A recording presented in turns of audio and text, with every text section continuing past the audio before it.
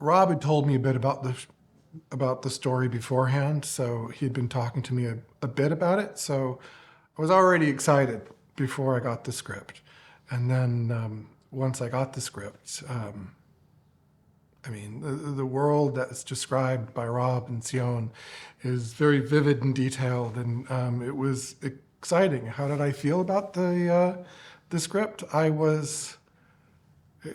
was a dream job, is how I felt. It felt like, please let this happen. That's how it felt.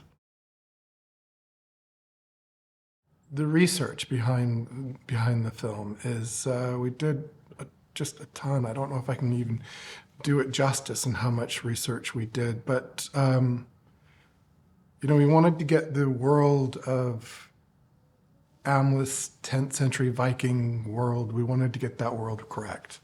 And so, I started off with, as you do with internet searches, and I bought every book you could possibly find on the subject.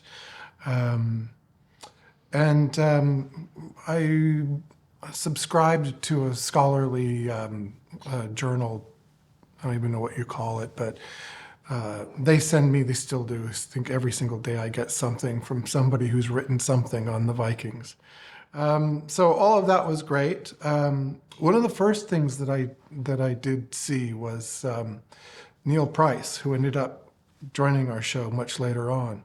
But he has a lecture series that I think was for Cornell, that's online. And it was great because he discussed the Vikings not just in terms of the physical finds, what the boat looks like, but who the people are. One of the difficult things that happened on the show was the pandemic. And so what happened was we went down, and when we came back, we went through all different kind of protocols, and there were difficulties involved with it. But one of the benefits was at Fjolner's farm. These are all turf buildings, and I had seeded them, and I had just started to get them to grow. But with the hiatus, it gave everything time to grow in more and really to settle in. And that's true of all the sets, really, but especially Fjolner's farm. We had a pretty good turf roof on everything, and the side walls were just starting to sprout, but by the time we came back, it had fully grown into the set that I had hoped we would have had from the very beginning. And so that was spectacular. Hrappensee is really King Arvindale's world. And not only did I want to bring us back to the 10th century Viking Age and have it separate from the other two looks in the film, but I wanted to make sure it had sort of the power and grandeur of King Arvindale. I mentioned earlier when King Arvindale comes into the longhouse, I wanted that sound of horses' hooves on the stone. Most of the world here is wood, and the colors are shades of that. We don't know a lot about the painting. We know a little bit, but not a whole lot. But when you get into his bedroom, I used as inspiration some of the picture stones and some of the leather work that's on the sheaths, because we don't have any paintings that were on walls, even though they're described. They're just not described in detail. And so I painted those in reds, and I painted a story on his wall. And at the back of that wall, there's a box bed, which is Gudrun's bed, and it's womb-like. We have a lot of phallic symbols all through this story. It was really nice to have the opposite. And because she's the powerful person here. Fjolner's farm. When we get there, the tone shifts dramatically from Hrappensee. The world of Fjolner and Gudrun has come down a few notches. And you see that not just in the lack of opulence that we see in Fjolnir's farm, but the historical record actually works perfectly with the characters. We see these turf buildings, dirt floors. They're trying to bring back the grandeur. If you'll notice, the columns are carved, but they're very simply carved. The layout is the same, but it's so very different.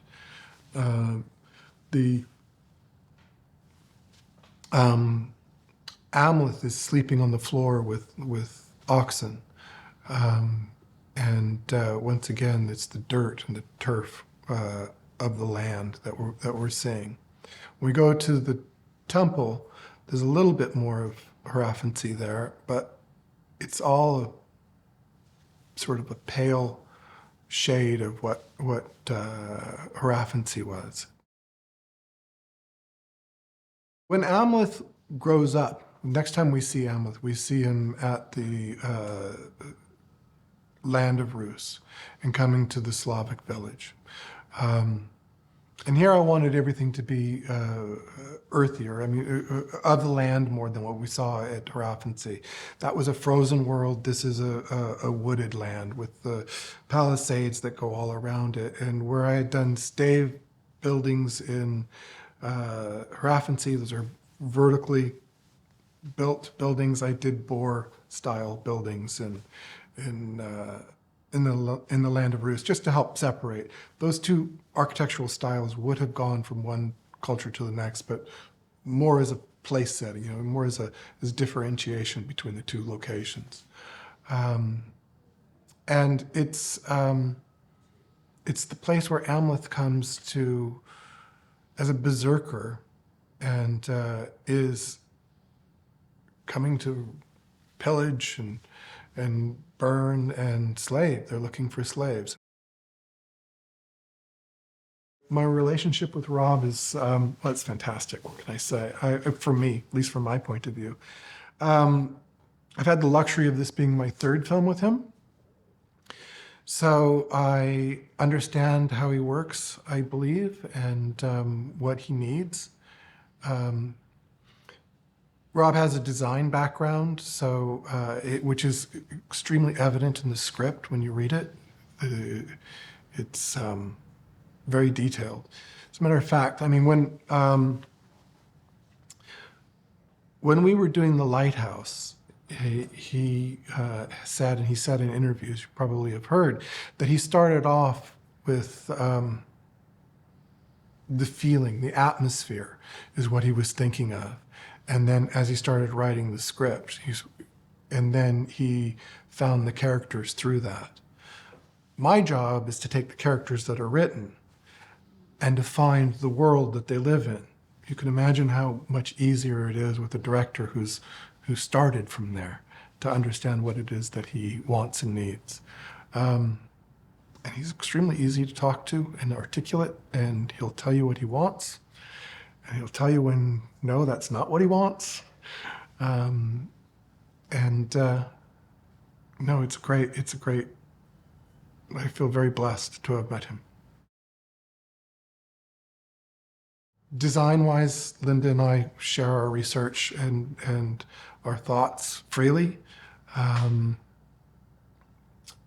Constantly trying to understand and figure out what the shots of the director of photography are. With this particular group, it's a little bit easier because Jaron and Linda, and I would add Lou Ford, the editor, we've worked together on all of Rob's films now. And so when I see them on set, I feel like it's a family reunion. It's great, but you start to understand. So for instance, for me, I start to understand how Jaron's going to frame a shot, and so almost intuitively, you start designing for that. The authenticity. So yeah, we were trying to find, to create Amleth's world, Amleth's Viking world with his dysfunctional family. We wanted it to be real, to feel like it was real.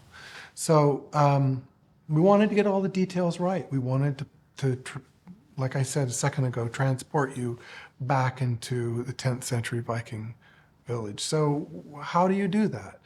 Well, I tried to get the architecture right and tried to get the materials right and get the aging of those materials right. But it's not just that. It's the swords and the shields and the armory. It's the jewelry. It's the carvings. There's lots of different carvings that we did here, and they're not just Viking carvings. They're, in Hrafuncy I chose to really do the Oseberg style carving, which is these gripping beasts that seem to repeat and intertwine. It just felt somehow perfect for our story. So it's the ships, it's it's like all the little details. If we can get those right, historically right, we could hopefully transport the audience, once again, back to this time and place. We had a langskip, which is the long warship that you most identify with the rowers and the tall sail. We had one of those built in the Czech Republic, along with a Knorr, which is more of a merchant ship and a heavier seagoing ship that we take our journey from the land of Rus to Iceland in, as our characters by that point are actually, they're goods to be sold, they're slaves. And so we built those two ships, and quite proud of them. They're nice, they're beautiful. And we had a couple of other ships that we actually got from, one of them was from a museum in Southern Ireland, and another one came from Denmark, but they were all from Roskilde. And those smaller ships were actually built by hand with all the original tools. And they were beautiful as well. Working in Northern Ireland has been fantastic. A bit disappointing because of the pandemic. The people have been, what can I say? They're not only incredibly talented, they're just really lovely, and it would have been nice to go out for a drink, and we weren't able to. We did a little bit of that during prep, but prep is the difficult time. But honestly, I don't know if I've ever had a crew where all the departments seem to get along so well. It's because everybody is so professional, talented, good-natured. I couldn't recommend it more. Anybody that wants to come here and film. But I hope that they felt like they were transported back to the Viking Age. And I know it seems to be a repeating theme of mine, but that's truly what I hope that we achieved, is that they feel that they went for a ride in the Viking Age with Amleth, and I hope they like it.